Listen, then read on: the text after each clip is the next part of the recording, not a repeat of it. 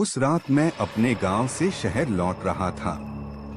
रास्ता सुनसान था, चारों तरफ केवल सूखे खेत फैले थे और ऊपर आसमान पर मोटे बादलों की चादर छाई हुई थी।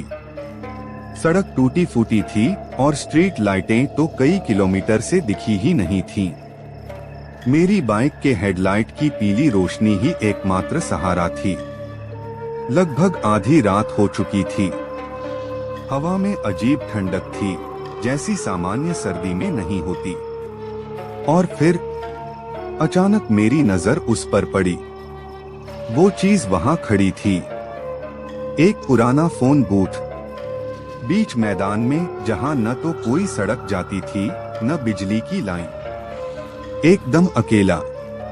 टूटी फूटी कांच की दीवारें, जंग खाए लोहे का ढांचा और अंदर एक पुराना काला फोन रखा था। वही घुमाने वाला डायल फोन जो मैंने सिर्फ अपने दादाजी के घर में बचपन में देखा था। मैंने बाइक रोकी, हैरानी से बूथ को देखने लगा। ये यहाँ बीच खेत में कैसे हो सकता है, मैंने खुद से कहा। फोन बूथ जर्जर हालत में था, लेकिन अजीब तरह से उसके अंदर का फोन बिल्कुल साफ दिखाई दे रहा था, जैसे किसी ने अभी अभी पोंछा हो। और तभी ट्रिंग ट्रिंग, फोन बज उठा। आधी रात के उस वीराने में वो आवाज मेरी हड्डियों तक को जमा देने के लिए काफी थी। मेरी सांस अटक गई। दिल की धड़कन इतनी तेज थी कि मुझे लगा कानों से बाहर निकल आएगी। कौन कॉल कर सकता है इस फोन पर? ये तो किसी नेटवर्क से जुड़ा ही नहीं है। कुछ पल तक मैं जड़ होकर खड़ा रहा। घंटी लगातार बजती रही। आवाज बढ़ती चली गई, मानो वो मुझे बुला रही हो। पता नहीं क्यों, लेकिन मेरे कदम खुद ब खुद बूथ की ओर बढ़ने लगे। मैंने कांपते हाथों से रिसीवर उठाया। कुछ सेकंड तक सिर्फ भारी सांसों की आवाज आती रही। फिर एक फुसफुसाहट गूंजी, वापस मत देखना। मेरी रीढ़ में बर्फ की लकीर दौड़ गई।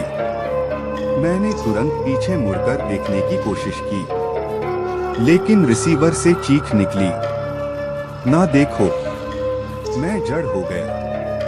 कांपते हुए मैंने रिसीवर वापस रख दिया, लेकिन तभी मेरी आंखें बूथ की टूटी खिड़की से बाहर गईं और मैं जम गया। सड़क के उस पार दूर अंधेरे में काले साए खड़े थे, कम से कम 5-6, बिल्कुल स्थिर, बिना हिले डुले, मुझे ही देख रहे थे।